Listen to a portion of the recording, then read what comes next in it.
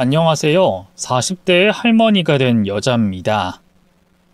요즘 천천히 결혼하는 분들에게 비하면 정말 빨리 결혼한 거죠? 이 나이에 할머니가 되니 참 기가 막히고 황당무계한 사건과 사연이 있답니다. 헉하고 놀랄만한 이야기이니 꼭 들어주시길 바랍니다. 강원도에서 나고 자란 저는 다른 지역으로 벗어난 적이 없어요. 수학여행이나 소풍으로 서울에 몇 번 가본 적이 전부였죠. 대학은 집안 사정상 포기하고 20살 때부터 보험 일을 하며 돈을 벌었습니다. 저희 아버지가 직업군인 원사님이셔서 초반에 군대 간부들을 상대로 보험 실적을 올렸답니다. 지인 영업에 이어서 일반 회사원분들, 사업가분들에게 영업해서 꾸준하게 밥벌이를 했어요. 그러다 21살에 사귀고 있던 부사관 남편과 결혼을 좀 빨리 했습니다. 직업군인들은 결혼하면 혜택이 많기 때문에 서두르면 서두를수록 좋다는 아버지의 말씀과 남편의 꿰매 마음이 넘어가 유부녀가 됐습니다. 어린 나이에 결혼 후 군인 아파트에서 지내기 시작해서 돈 걱정을 크게 하지 않고 지냈어요. 당연히 보험 일을 계속했습니다. 남편의 군인 인맥이 바로 생겼으니 지인 영업을 많이 할 수 있어서 실적을 계속 낼 수 있었죠. 그렇게 1년 동안 결혼 생활을 하고 22살이 되던 해에 아들을 낳았습니다. 네, 맞습니다. 신혼여행 중 바로 임신이 되어 결혼 1년 만에 등남했죠. 아들을 낳은 뒤로는 육아에 매진하게 되어 한동안 일을 하지 못했습니다. 남편도 제가 일을 하길 원하지 않았고 부모님도 아이 키우는 것보다 중요한 일은 없다고 하셔서 전업주부가 되어 남편 내조와 아들 육아를 하고 경제활동은 남편만 했습니다. 그럼에도 부족하지 않게 잘 살았고 싸움 한 번 하지 않고 지냈어요. 그렇게 강산이 2번 지나고 제 나이가 40 초반이 되었을 해에 아주 큰 충격적인 사고가 벌어졌습니다. 남편이 부대에서 훈련장으로 이동하던 도중 차량 사고가 크게 나면서 6명의 군인이 숨졌습니다. 간부 2명과 사병 4명이 차 안에서 빠져나오지 못하고 생을 마감하게 됐죠. 갑작스럽게 남편을 잃어 황망하고 비통했고 앞으로 인생을 어떻게 살아야 할지 가늠조차 되지 않았습니다. 그이 없이 사는 인생을 상상해 본 적이 없어서 제 인생마저 끝이 난 것 같았답니다. 다른 지방에서 대학을 다니던 아들은 빈소에서 하염없이 울었고 뭔가 결심을 한 듯 표정을 지으며 저에게 이렇게 말했습니다. 엄마, 아버지가 하라고 하셨던 직업군인 할래요. 무슨 소리야 그게? 네 아버지가 돌아가신 거 안 보여? 아들아, 군인은 안 돼. 엄마, 저 지금 지방대 다니고 있는데 졸업해봤자 특별한 일을 할 수 있는 것도 아니고 취직이 될지도 몰라요. 아버지의 뜻을 진작에 따랐어야 했는데 괜히 엇나갔던 것 같아요. 아버지 영정사진을 보고 나니까 알겠어요. 난 군인이 되겠어요. 그건 나중에 이야기하자. 지금 엄마는 황망해서 미칠 것 같아. 장례를 치르고 몇 달이 지나도 남편이 생각나서 알아 누워 있었습니다. 그런데 그 사이 아들이 대학교를 자퇴하고 부사관에 지원했다고 하더군요. 제가 말리고 할 것 없이 이미 다 정해진 일이었죠. 저는 2손 2발 들고 아들이 하고 싶은 대로 하라고 말해줬습니다. 그리고 정신을 차리고 집 밖을 나가기 시작했어요. 다시 보험 일을 시작하며 몸을 움직였죠. 1년 동안 제 할 일 하며 지냈더니 세상 떠난 남편을 놓아줄 수 있었어요. 그이가 살아 돌아오지 못한다는 걸 인정하고 받아들이게 됐고 맑은 정신으로 지낼 수 있었죠. 제 나이 45이 되자 아들은 중사로 진급했고 결혼할 여자가 있다며 집으로 데려왔습니다. 어머님 안녕하세요. 준수 오빠 여자친구입니다. 네, 반가워요. 근데 나이가 꽤 많이 어린 것 같네요. 오빠보다 4살 어려요. 21살이에요. 아유, 엄청 어리네요. 사귀는 건 들어서 알고 있었는데 결혼을 하고 싶다고요?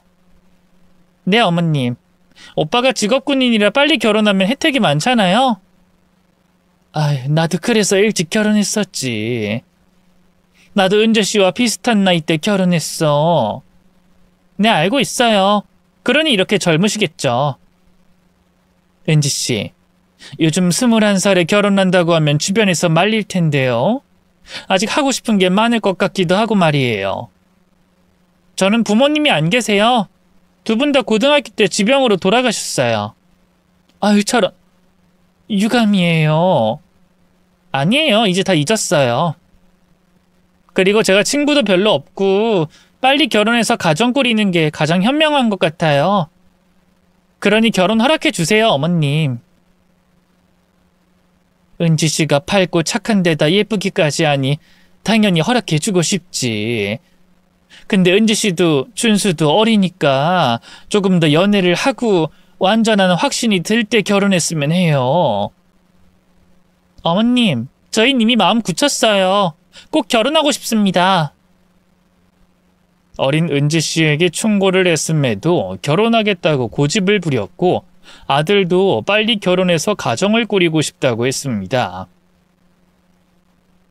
두 사람이 서로 좋아 죽겠다는데 계속 반대해서 무슨 의미가 있나 싶어 두 사람이 하고 싶은 대로 하라고 일러줬죠.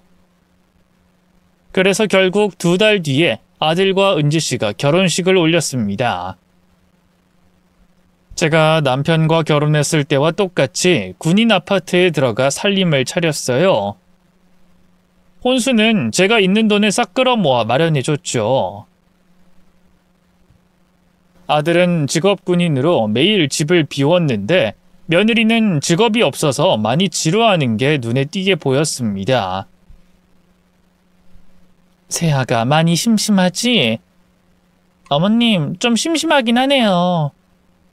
근데 어머님, 보험 설계사 일하면 돈 많이 버나요? 보험? 뭐 그럭저럭 벌지. 왜? 보험 일 해보고 싶어? 네. 집에서 놀면 뭐 하겠어요. 뭐 그렇다고 제가 대학을 다니는 것도 아니니 뭐라도 하면 좋을 것 같습니다. 그럼 해보자. 나 따라다니면서 일 배우고 시작해봐. 정말요? 좋아요, 어머님. 저 진짜 열심히 할게요. 며느리는 아직 알바도 한번 해보지 않았다고 하더군요. 며칠 제가 일하는 걸 보여주고 회사와 계약을 하고 보험 일을 시작한 며느리는 아들의 지인들인 군대 간부들을 상대로 지인 영업을 해서 실적을 올렸어요. 어머님, 저 이번 주만 6개 계약했어요. 아유, 잘했네. 지인 영업도 무조건 성사되는 게 아닌데 고객 마음을 제대로 사로잡았나 봐. 며느리의 길을 세워주려고 잘했다고 칭찬해줬습니다. 어머님, 저 앞으로 쭉 보험 설계사로 일할래요. 시간도 마음대로 조정할 수 있고 큰 힘이 들지 않으니까 딱 좋아요. 이 일도 계속하다 보면 힘들어. 자주 이동해야 하고 고객들 비위 맞춰줘야 하고 몇 시간 동안 떠들고 그냥 돌아와야 할 때도 있어. 그 정도야 감수해야죠. 아무튼 전 보험 일을 천직으로 여길 거예요. 며느리는 지인 영업을 몇 달 동안 했는데도 계속해서 군인들이 줄을 서서 보험을 계약했답니다.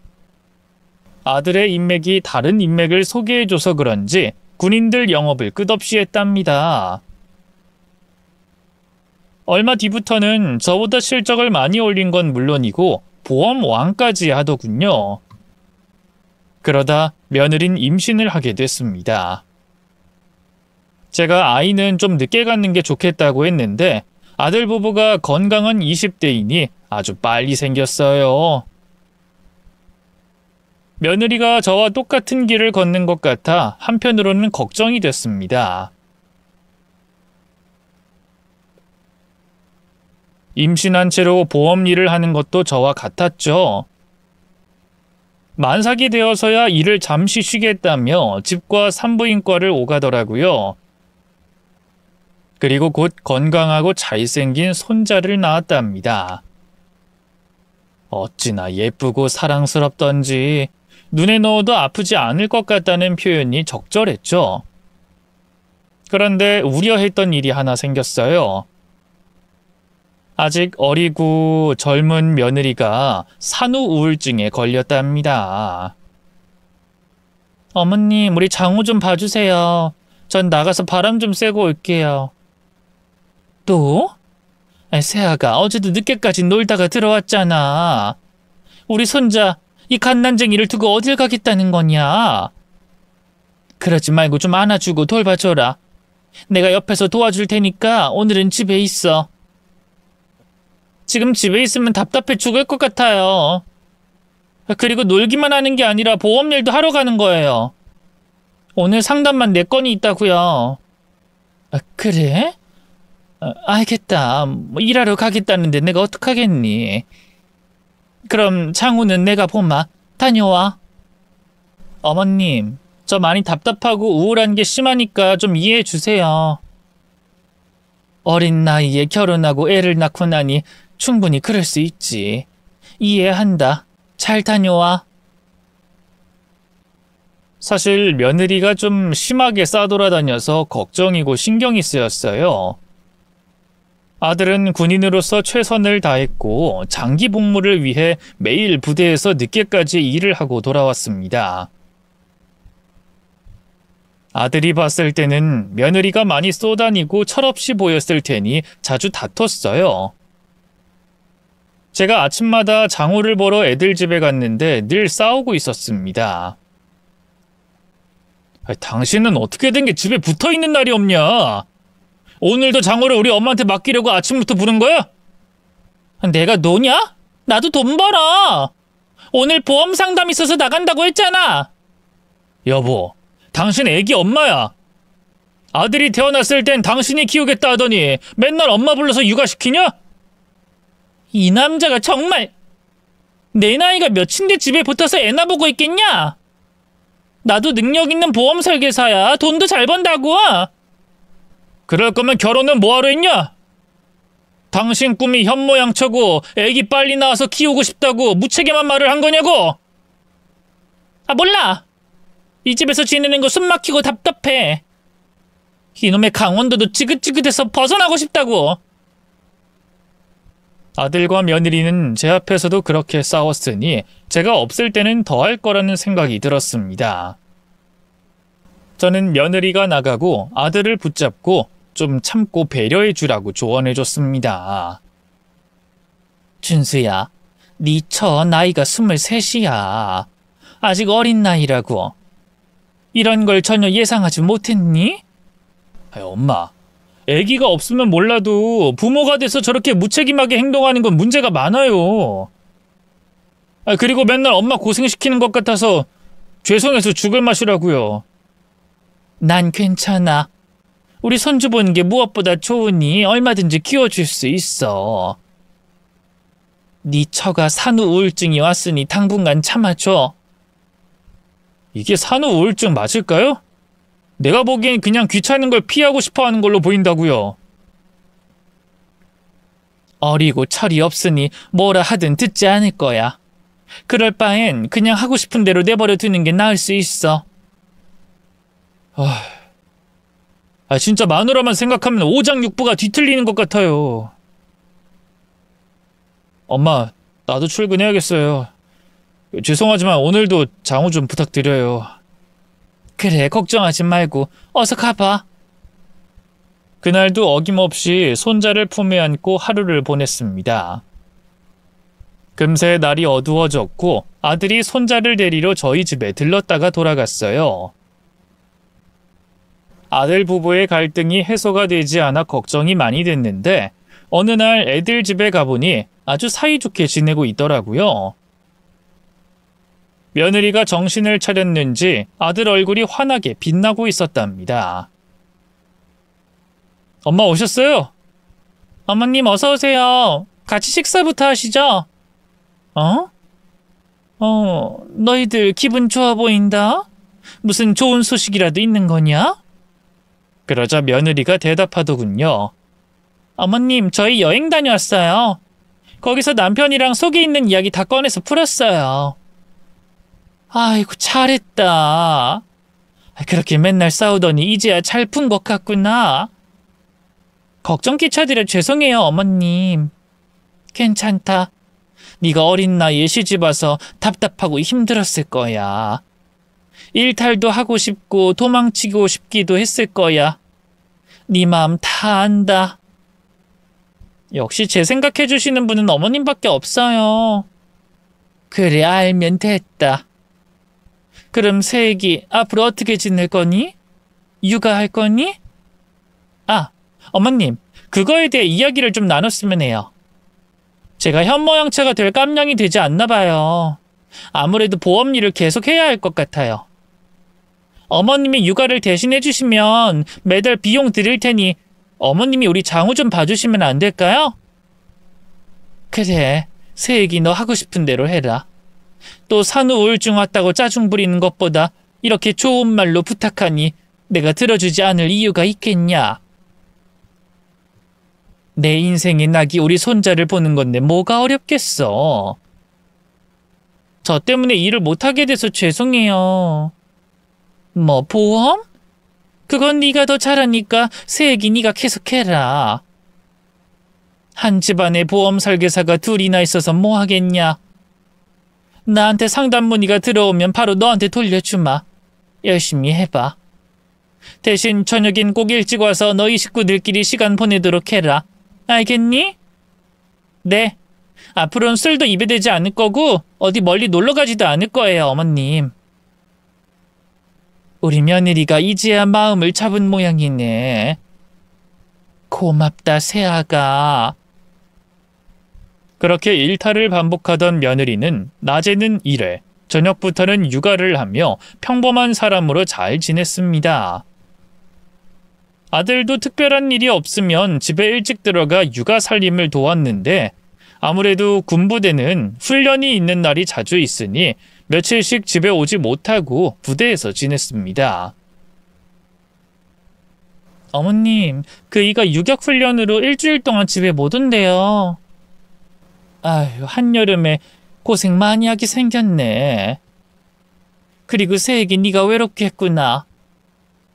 저야 적응돼서 괜찮은데 애아빠가 훈련받고 오면 항상 다크서클이 심할 정도로 초췌한 얼굴로 돌아와서 걱정이에요. 군인 정신으로 잘 이겨낼 테니 걱정하지 말거라. 준수는 지 아버지를 많이 닮았어. 네 아버지는 살아계실 때 존경받는 군인이었다고. 저도 그렇게 들었어요. 대단한 분이셨다고요. 근데 어머님, 아직 40대고 젊으신데 재혼 생각은 없으세요? 지금 만나는 애인은 있으세요? 얘가 별소리를 다 하네. 내가 남자 만날 시간이 있니? 맨날 우리 손자 돌보고 나면 늦저녁인데 무슨 애인을 만나? 그리고 난 남자 만날 생각 없다. 네 시아버지만큼 멋있고 훌륭한 사람이 나타나기 전까진 아무도 만나지 않을 거야. 어머님, 그럼 너무 외롭잖아요. 데이트할 상대라도 있으면 좋으실 텐데. 제가 소개팅이라도 해드릴까요? 고객들 중에 이혼하거나 사별한 남자분들이 몇 명 있어요. 아이고, 됐다. 난 연애하고 싶은 마음 전혀 없다. 다소 밝아진 며느리는 쓸데없는 걱정까지 하더군요. 그래도 전처럼 입을 삐죽 내밀고 불만 가득한 얼굴을 보지 않으니 훨씬 나았네요. 한동안 조용히 잘 지냈는데 보험 일을 하고 있던 며느리가 날이 갈수록 바빠졌어요. 상담이 많이 들어와서 강원도뿐만 아니라 다른 지역까지 가서 큰 건을 계약하고 돌아왔답니다. 세아가, 너 이번에도 보아망 되겠다. 그렇게 열심히 뛰어다니니 보아망이 되고도 남겠어. 그래도 몸은 좀 아껴가면서 일하는 게 좋겠어. 너 요즘 많이 피곤해 보여. 어머님, 제가 돈 버는 재미를 제대로 느껴서 쉬는 시간도 아깝더라고요. 그래서 주말에도 가만히 있질 못하네요. 일도 좋지만 건강이 우선이니까 상담 좀 줄여.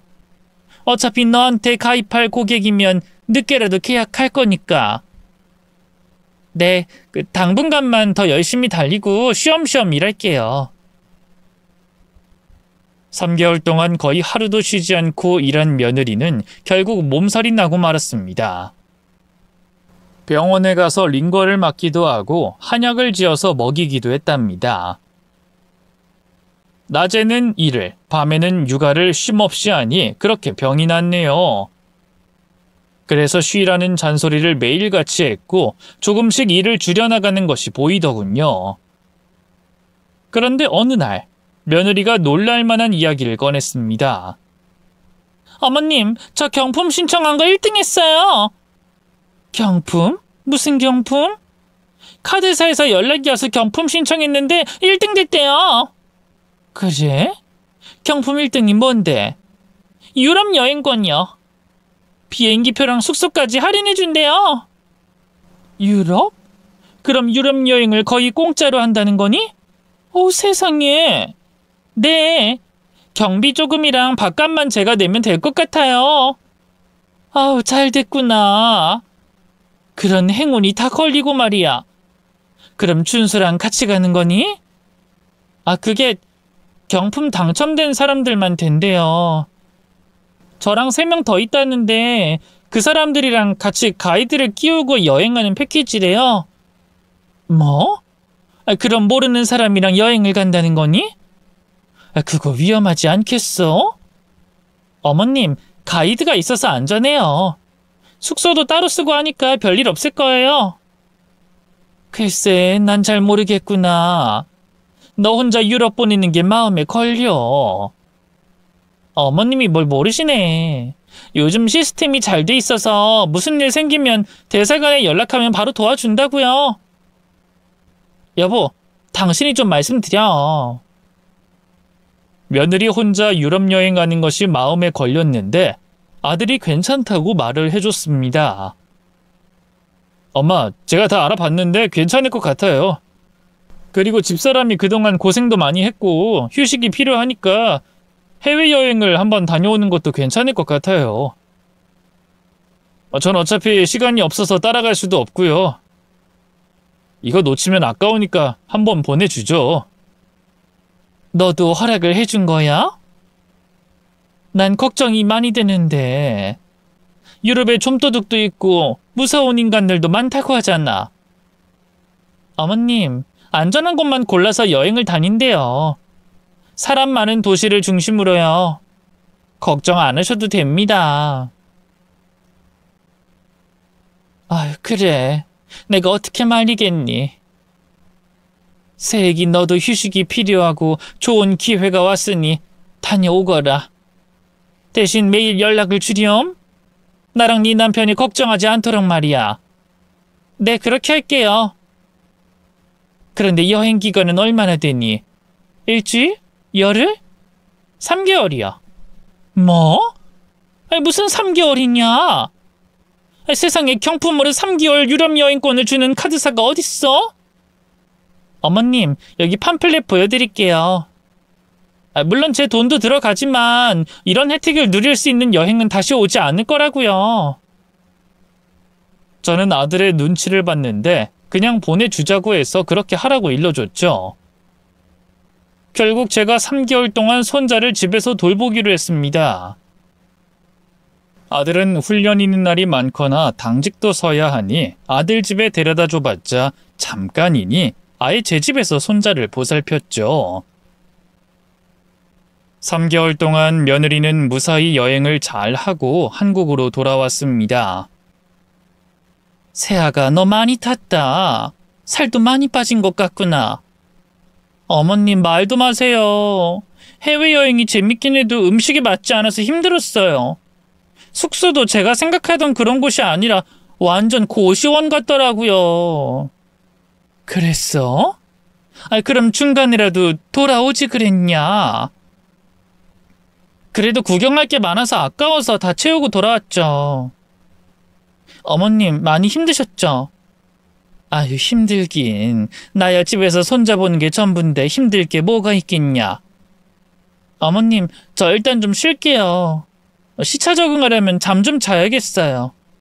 그래, 편히 쉬어라. 손자 장우 걱정은 하지 말고. 당연하죠. 어머님이 저보다 아이를 더 잘 키우시니 걱정 하나도 안 됩니다. 그렇게 한국에 돌아온 며느리는 시차 적응을 한다고 집에서 며칠 푹 쉬더군요. 그리고 손자를 안고 저녁에 아들 집에 갔어요. 이젠 손자가 밤에는 아들 집에서 지내는 게 좋을 것 같아 데려다 줬답니다. 새아가 나왔다. 춘순 오늘 당직이니? 네, 어머님 오늘 못 들어온대요. 그렇구나. 오늘부터 장우는 여기서 재워라. 주간엔 나랑 있어도 좋지만 애기가 엄마랑 지내는 게 좋잖니. 너도 오랫동안 못 봤으니 오늘부턴 힘들어도 장우랑 지내도록 해라. 어머님, 제가 드릴 말씀이 있는데. 무슨 말? 해보거라. 어머님, 그 장우 봐주신 김에 보름만 더 봐주시면 안 될까요? 제가 여행을 한번 다녀왔더니 또 다른 곳에 가고 싶어서요. 혼자 미국 여행 다녀오려고 표를 샀어요. 뭐? 3개월 동안 놀다 왔는데 또 나가겠다고? 너 너무하는 거 아니니? 장우가 맨날 엄마 보고 싶어서 오는데 넌 애기를 두고 또 여행을 가고 싶어? 네 아들 아직 핏덩이야. 정신 차려. 그렇게 알아듣게 이야기해도 며느리는 철없는 대답을 하더군요. 어차피 애기라서 기억도 못할 텐데요. 어머님, 제가 수고비 많이 드릴 테니까 보름만 더 돌봐주세요. 오늘은 여기서 장우를 재울 테니까 내일 오후에 데리러 와주세요. 며느리가 말하길 이번 여행도 제 아들이 허락을 해줬다고 하더군요. 하지만 저는 너무한다 싶어서 화가 났습니다. 그건 안 돼. 너 이런 식으로 행동하는 거 마음에 들지 않아. 애 엄마가 그런 식으로 길게 여행하는 사람이 어딨니? 그리고 누가 너더러 주말까지 일하면서 보험 실적 올리라고 했니? 괜히 무리했다는 핑계로 오랜 시간 여행하려는 것 같은데 난 마음에 들지 않고 허락도 해주고 싶지 않다. 어머님 벌써 표 끊었는데요? 취소하면 되잖아. 버럭 화를 냈더니 며느리가 대답을 못하고 가만히 있더라고요. 그래서 알아들었겠지 하고 손자를 두고 혼자 아들 집에서 나왔습니다. 이튿날 오전 10시쯤 천천히 아들 집에 갔더니 며느리가 화장을 하고 있더군요. 너 일하러 갔니? 아니요. 미국 간다고 말씀드렸잖아요. 뭐야? 아직 취소 안 한 거야? 내가 알아듣게 말했으면 취소를 해야지. 어머님, 우리 아들 봐주시기 어려우면 다른 친구한테 맡겨도 돼요. 그러니까 저한테 이래라 저래라 명령하지 마세요.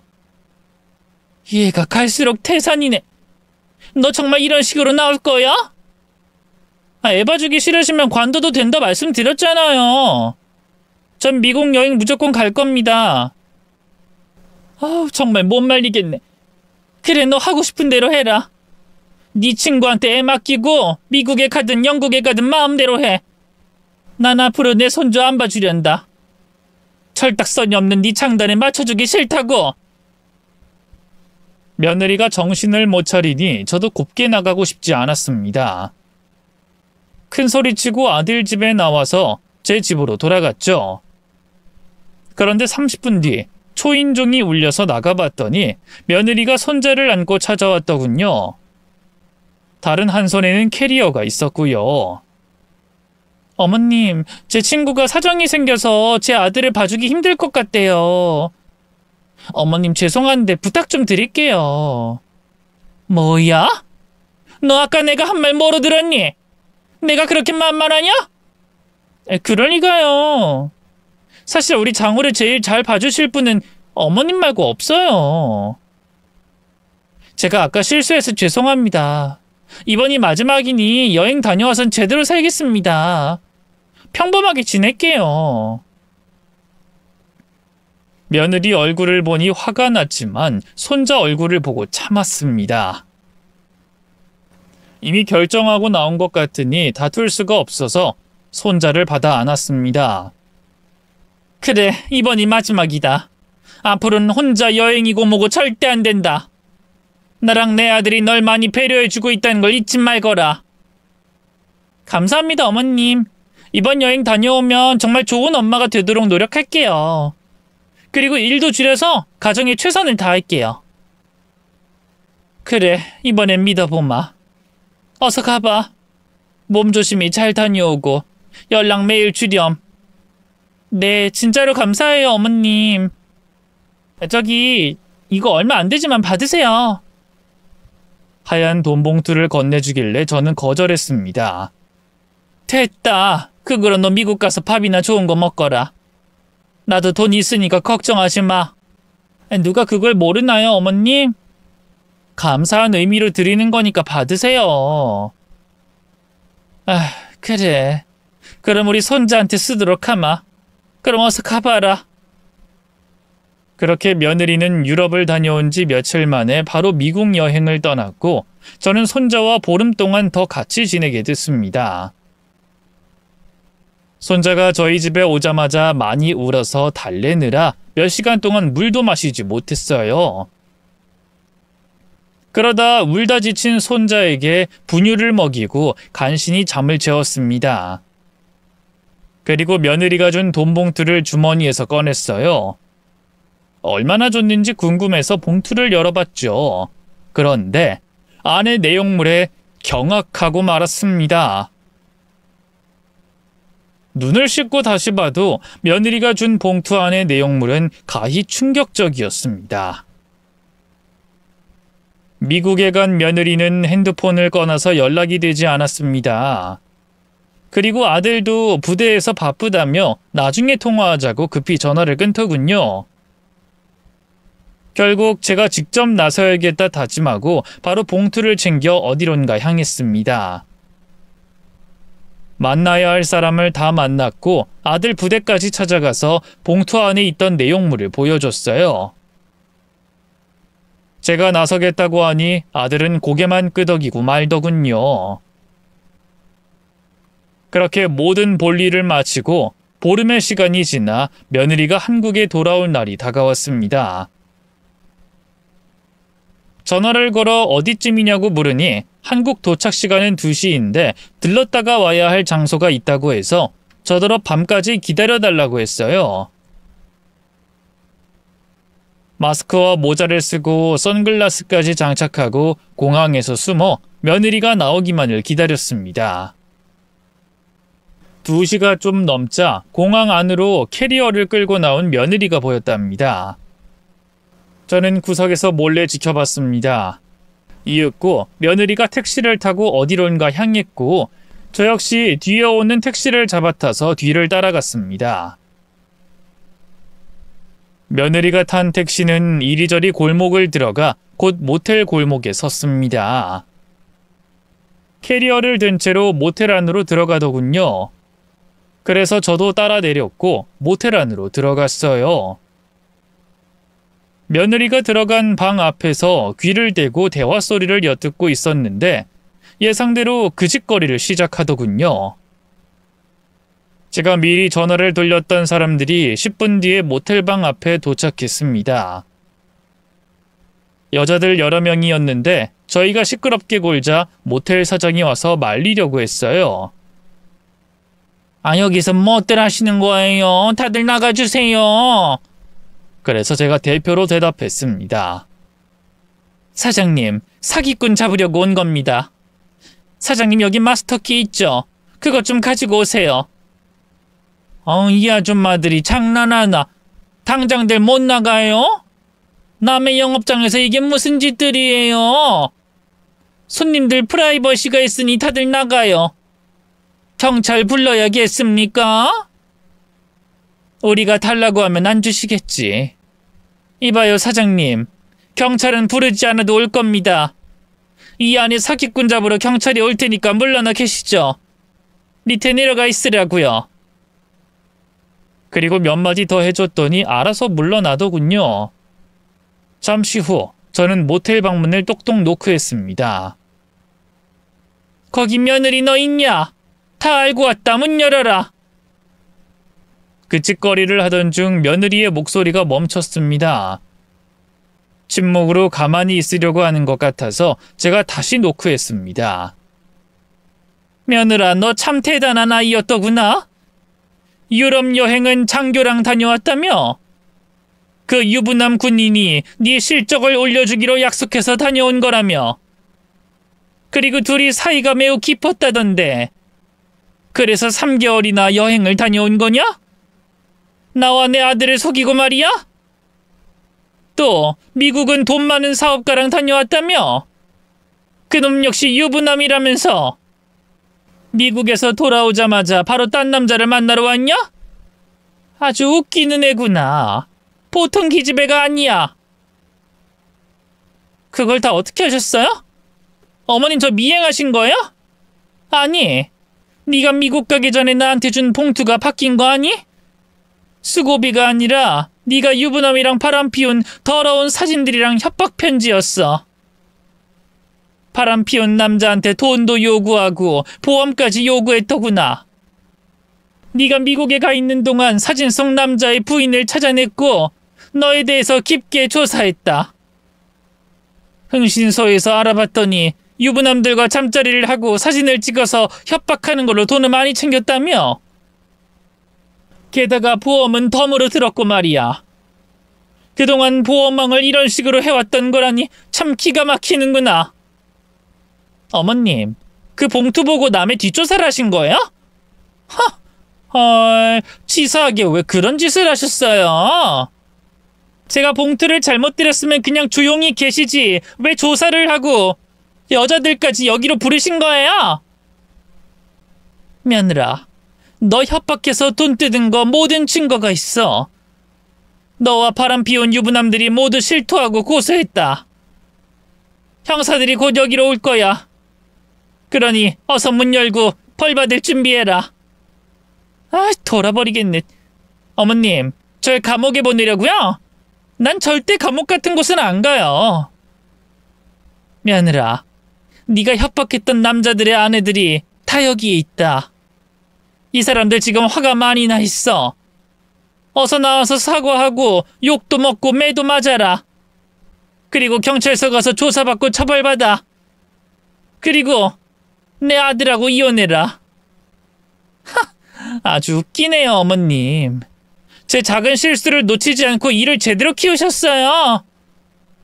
이게 정의 실현이니까. 네가 한 짓을 그냥 넘기는 건 말도 안 되지. 너 애 낳고 산후 우울증 왔다고 했을 때부터 많은 남자랑 바람을 피웠더구나. 걔중 내 아들의 친구도 있더라. 며느라, 너 우울증이 아니라 발정이 난 거니? 스트레스 해소할 방법 중 바람 피우는 것보다 좋은 게 없으니까요. 그리고 유부남들이랑 바람을 피워야 안전해요. 나중에 협박해서 돈 뜯어내고 보험 실적 올리기 쉽거든요. 제가 터득한 영업 방법이 바로 이거였어요. 아무튼 전 이 문 열 수 없습니다. 내 인생 여기서 종칠 수 없다고요. 야, 지금 거기 아닌 유부남 마누라가 여기 와 있어. 그뿐만 아니라 너와 바람 피웠던 남자들의 마누라들이 죄다 집합했다고. 그리고 널 잡으러 형사들이 오고 있어. 꽃뱀 사기꾼인 널 잡으러 오고 있단 말이야. 포기하고 문 열어. 어머님, 이렇게 된 거 방법이 없네요. 저 그냥 튀어야겠어요. 형사들이 꽃뱀 하나 잡겠다고 전국을 뒤지지는 않을 거 아니에요. 전 여기서 도망갈 겁니다. 도간에 든 쥐인데 도망을 어디로 가겠다는 거냐? 너 설마 창문으로 뛰어내리겠다는 거니? 안 된다, 여기 7층이야. 누가 뛰어내리겠대요? 배관 타고 옥상으로 올라가서 다른 건물로 넘어가서 도망칠 거예요. 그러니 형사가 오든 옆에 애들이 날 잡으려고 하든 뭐든 실패입니다. 그럼 내 아들 잘 부탁해요, 어머님. 야, 안 돼! 세아가 위험한 행동을 생각하지 마! 어머님, 이건 어머님 때문에 일어난 일이에요. 잠자코 있었으면 별일 없었을 거 아니에요. 아무튼 더는 할 말 없으니 다신 보지 맙시다. 며느라, 안 돼! 창문으로 탈출해 도망가겠다는 며느리의 말이 끝나자마자 형사들과 모텔 사장이 마스터키를 들고 왔습니다. 모텔 방문이 열리자 형사들이 뛰어들어갔는데 방 안엔 유부남 혼자서 몸을 움츠리고 있더군요.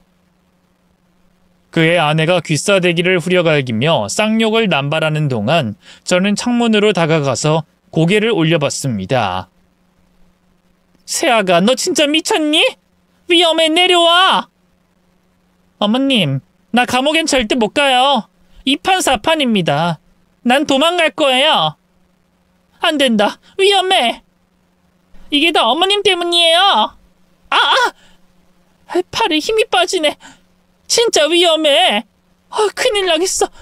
포기하고 내려와. 벌 받고 해결하자. 어서 내려와. 웃기고 있네. 이 아줌마야. 날 이렇게 몰아넣은 건 네가 한 짓이야. 너 나중에 반드시 복수해주겠어.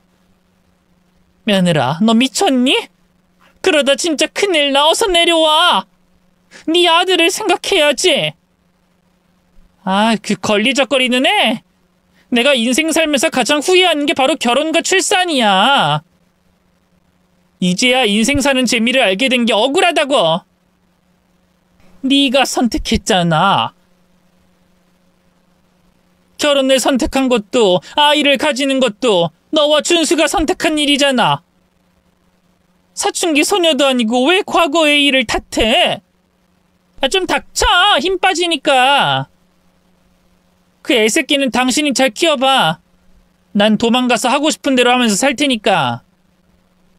며느리가 위험하게 옥상을 향해 올라가자 형사들은 119에 신고하고 복도로 나와 계단을 오르며 모텔 옥상으로 뛰어 올라갔습니다. 저도 따라서 올라갔죠. 이윽고 옥상 문을 열고 나갔더니 며느리가 다른 건물 옥상을 향해 뛰어가더군요. 형사들과 제가 안 된다고 멈추라고 했지만 이미 늦었습니다. 옥상에서 뛰어오른 며느리는 옆 건물 옥상을 향해 뛰어올랐습니다. 날 못 잡을 거야. 멀리 도망갈 테니 쫓지 마세요.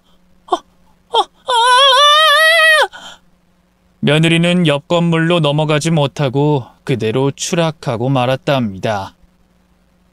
꽝 소리가 들려 달려가 난간을 잡고 내려다봤더니 며느리가 아스팔트 바닥에 엎어져 있었어요. 다시 분주하게 건물 계단을 타고 내려갔더니 구급차가 와서 며느리에게 심폐소생술을 해봤지만 소용없었습니다. 이미 세상을 떠났더라고요.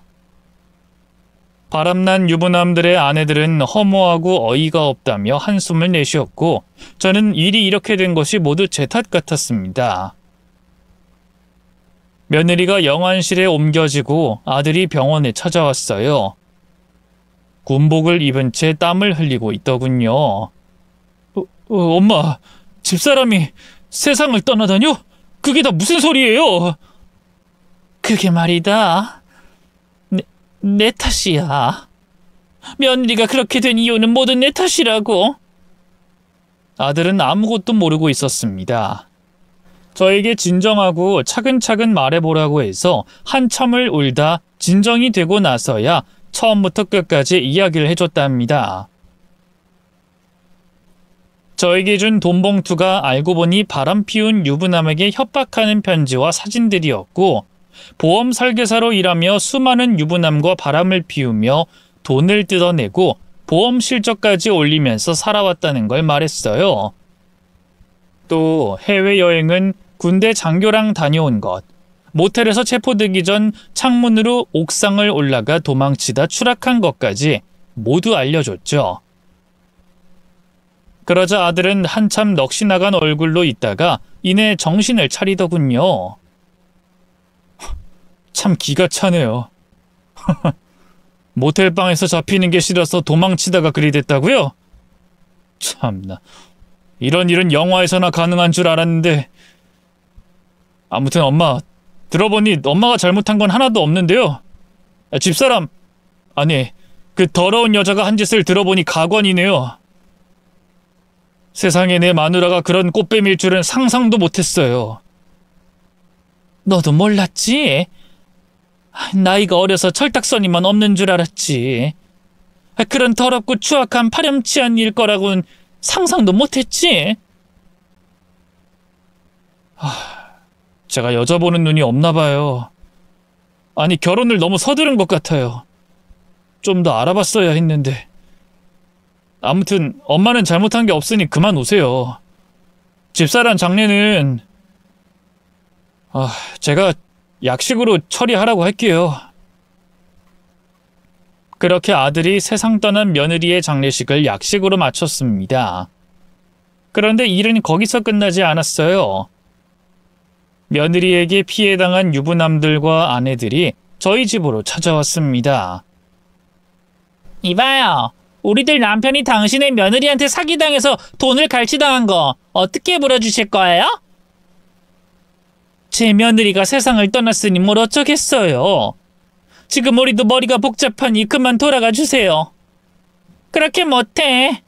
2당 3천만 원씩 뜯어냈던데 그 돈을 우리한테 줘야겠어요. 피해 보상을 받아야겠다고요. 거기 다들 군인들 마누라죠. 바람 피운 당신들 남편들도 잘못이 있으니 그만하세요. 꽃뱀 사기꾼은 이제 세상에 없습니다. 나한테, 우리 아들한테 책임을 물지 말라고요. 우리도 피해자란 말입니다. 이 아줌마 봐라. 배째라고 나오네? 야! 우리 돈 못 받으면 한 발짝도 못 나가. 알았어요. 돈 줄게. 7명이니까 2억 1천만 원이네. 내가 며느리를 잘못 가르친 죄가 있으니 보상해 드릴게요. 그것만으론 부족해. 정신적 보상금도 따로 받아야겠어요. 정신적 보상? 그건 바람 피운 당신들 남편한테 받으셔야지. 내 며느리도 문제가 많지만 댁들 남편들도 잘한 게 없잖아요. 자꾸 이러면 나도 가만히 있지 않을 겁니다. 이 아줌마가 돌았나? 아직 40대 같은데 며느리가 있는 걸 보니 가랑이를 아무데나 놀려서 애를 낳은 모양이네. 남편 없는 거 보니 내가 생각하는 게 맞는 것 같다고. 그러니 며느리를 본인이랑 똑같은 걸 들였겠지. 야, 니들 한패지? 꽃뱀질 시켜서 돈 뜯어먹는 게 취미지? 솔직히 말해봐. 여자들이 입을 함부로 놀리길래 귀싸대기를 날렸습니다. 꺼져! 다들 꺼지라고! 어쭈, 이게 날 쳐? 다들 이 여자 혼내주자! 밟아버려! 아들이 말리려고 해봤지만 흥분한 여자들을 어떻게 할 수가 없어 결국 저와 함께 몰매를 맞았습니다. 한참 동안 때린 여자들은 정신적 보상금을 1억씩 달라고 요구했어요.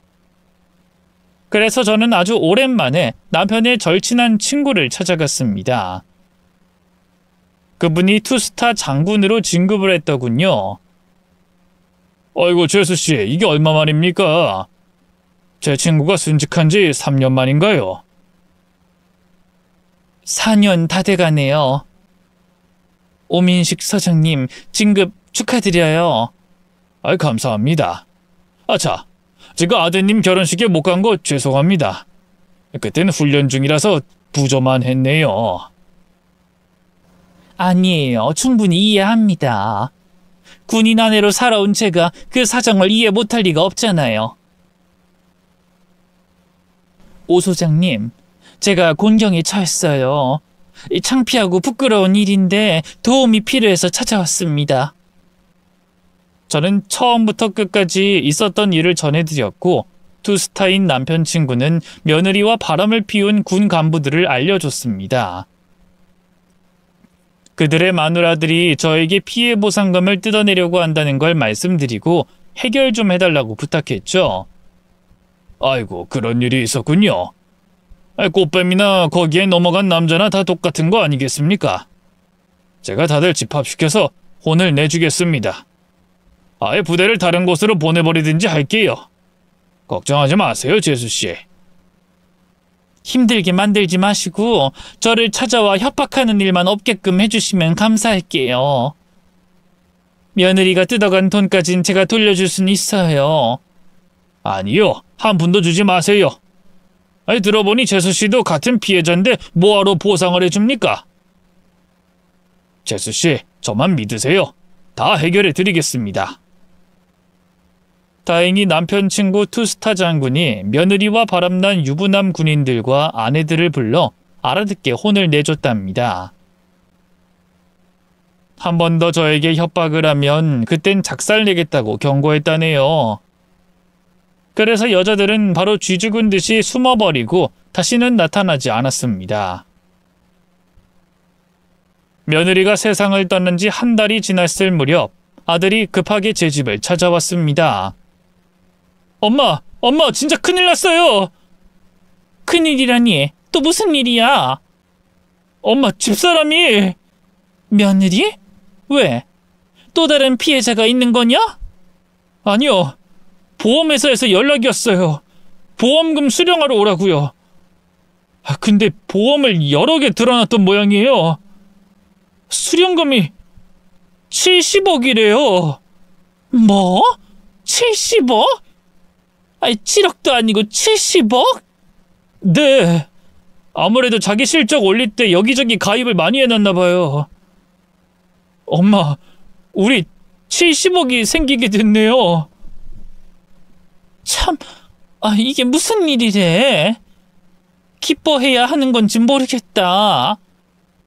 엄마, 집사람이 우리한테 한 짓이 있으니 돈으로 보상받는다고 생각하자고요. 그래, 가자. 보험금 받으러 가보자고. 그렇게 보험회사를 가서 아들이 70억을 받게 되면서 며느리의 모든 흔적은 사라졌습니다. 아들은 4년의 군 생활을 하고 장기 복무를 포기하기로 했습니다.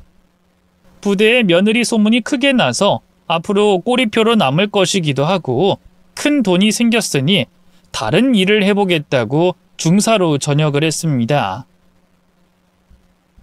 아들은 남편의 길을 따라가려다가 실패했지만 다시 찾아올 인생을 제대로 살겠다고 다짐했어요. 몇 달 뒤 강원도에 땅을 산 아들은 그곳을 캠핑장으로 공사하고 꾸몄습니다. 개장을 하자 도시 사람들이 힐링하러 찾아오셨는데 기분 좋게 떠나셔서 그런지 입소문이 나서 매일 손님들이 끊임없이 오고 있답니다. 저는 캠핑장 바로 옆 주택에서 손주를 키우며 캠핑장 청소 일을 하고 있답니다. 저희 모자는 1년 동안 캠핑장에서 벗어나지 않고 숲의 향기를 맡으며 여유롭게 시간을 보냈는데 곧 아들에게 좋은 일이 생겼습니다. 캠핑장 단골 여자 손님이 있었는데 아들과 자주 어울리는 것 같았는데 연애를 하고 있었대요. 여자 손님은 미혼에다 아이도 없는데 제 아들의 사정을 모두 이해하고 결혼까지 생각하고 있다고 했어요. 그래서 지금은 그 단골 손님이 제 며느리가 됐습니다. 제 손자를 가슴으로 낳은 자식으로 잘 길러주고 있으며 캠핑장에서 잘 살고 있죠. 그리고 저는 아직도 남편보다 좋은 사람을 찾지 못해 싱글입니다. 아들 내외와 손자가 있으니 외로울 틈이 없어 앞으로도 계속 싱글로 살지 않을까 싶습니다. 지금까지 제 인생의 일부 이야기와 며느리의 기가 막히고 황당한 사건, 그리고 뜻밖의 횡재까지 적어봤습니다. 이렇게 별일을 겪은 분들이 또 계실까요? 재밌는 사연으로 받아주셨으면 좋겠습니다. 그럼 여기서 그만 줄일게요. 감사합니다. 안녕히 계세요.